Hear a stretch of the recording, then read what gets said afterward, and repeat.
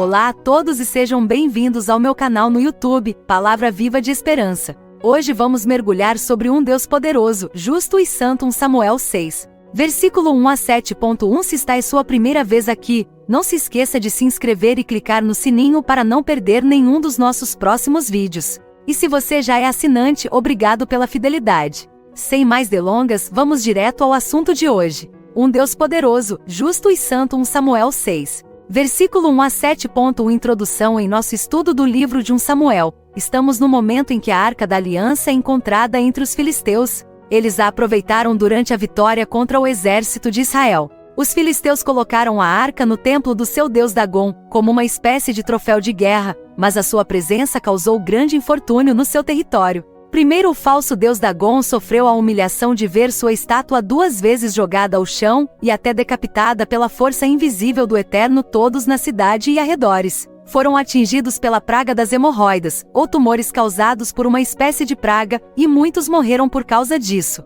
Quando a arca foi transferida para outra cidade para escapar da praga, essa cidade foi atingida por sua vez. A captura da arca, que deveria humilhar o Senhor, o Deus de Israel, foi portanto transformada numa viagem à sua glória. O povo dos filisteus estava em grande aflição. O último versículo do capítulo 5 diz: o grito de socorro da cidade subiu ao céu. E Deus ouviu seus gritos em sua compaixão. Ele lhes fornecerá uma saída. Vamos ler 1 Samuel 6, até 7. Versículo 1. O texto é apresentado em 3 seções, cada uma enfatizando uma característica de Deus.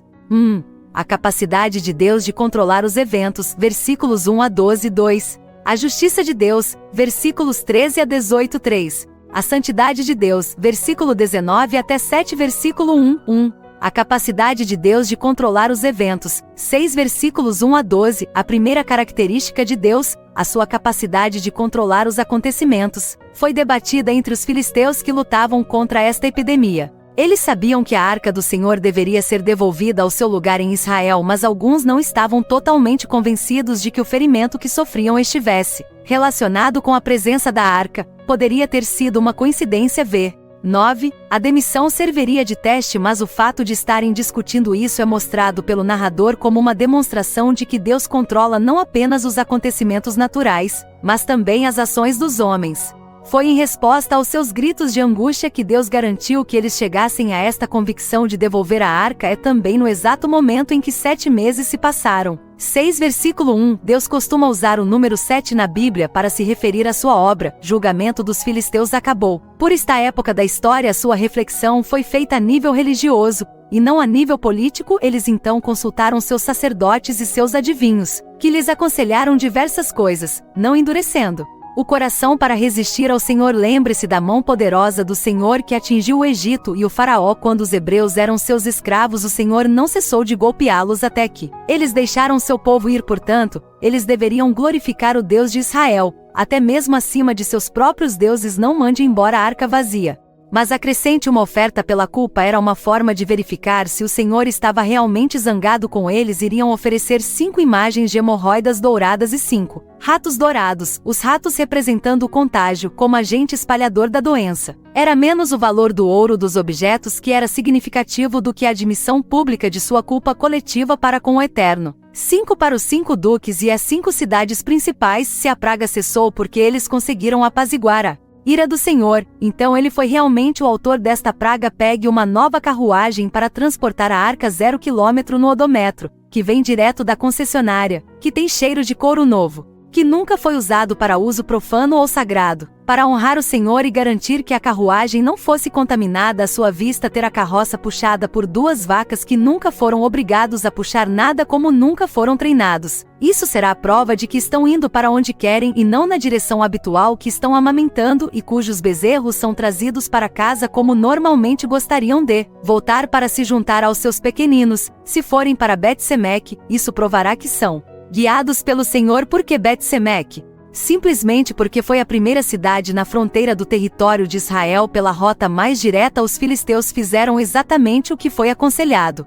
e a carruagem, sem ser conduzida por homem algum, foi direto para Bet-Semeque. Os príncipes filisteus seguiram a carruagem e não tiveram escolha senão admitir que o próprio Deus havia conduzido a carruagem e, portanto, foi a causa de sua praga. Deus também mostrou que aceitou esse gesto de humilhação dos filisteus. Ele iria acabar com a praga, porque é justo. Atos 10, versículo 34 e 35. Para Deus não há consideração de pessoas, mas em cada nação aquele que o teme e pratica a justiça lhe é aceitável. Não é que os filisteus estivessem praticando a justiça, mas esse ato de humilhação para glorificar ao Senhor foi justo, visto que todo homem pecou. Devemos nos aproximar de Deus com um espírito arrependido. Mesmo quando sabemos que fomos perdoados pela fé em Jesus, devemos continuar a nos aproximar de Deus em arrependimento. O padrão de oração diária dado por Jesus, Pai Nosso, inclui: perdoa-nos as nossas ofensas, assim como nós perdoamos a quem nos tem ofendido. 2. A justiça de Deus, capítulo 6, versículo 13 a 18,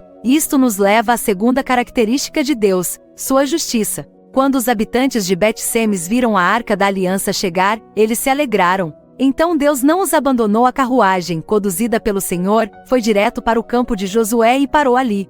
Como se por acaso houvesse uma pedra grande ali. Havia também levitas lá, a única tribo autorizada por lei a mover a arca. E eles colocaram a arca na grande pedra. Eles viram as ofertas de ouro dos filisteus e também as colocaram sobre a pedra. Mas eles sabiam que para Deus, por mais valiosa e significativa que fosse uma determinada oferta, ela não seria suficiente para cobrir o pecado. Por ser justo, Deus exigiu que o preço das faltas fosse pago pela vida animal. O sangue deve fluir. Então eles demoliram a carruagem para levar a lenha para o holocausto. Eles sacrificaram as 2 vacas na pedra que virou altar e depois as queimaram diante do Senhor. Sacrifício realizado pelos levitas foi na verdade oferecido pelos filisteus, para cobrir o pecado deles de ousar capturar a arca e desonrar o Senhor. Os habitantes da região também ofereceram sacrifícios no mesmo dia. Quando os filisteus viram tudo isso, foram persuadidos e voltaram para casa, e a ferida parou. Deus agiu da mesma forma na escala da humanidade em um ato definitivo. Ele mesmo controlou os eventos para, milagrosamente, dar à luz seu filho de uma virgem. Fez crescer sob sua proteção e o encheu de sabedoria. Levou a exercer um poderoso ministério profético entre os israelitas, para que sua mensagem fosse então transmitida a todas as nações. Fez com que ele fosse rejeitado pelo seu povo e condenado à morte. Atos 2, versículo 23. Jesus era entregue de acordo com o plano decidido e de acordo com a presciência de Deus. Você o matou, pregando na cruz pela mão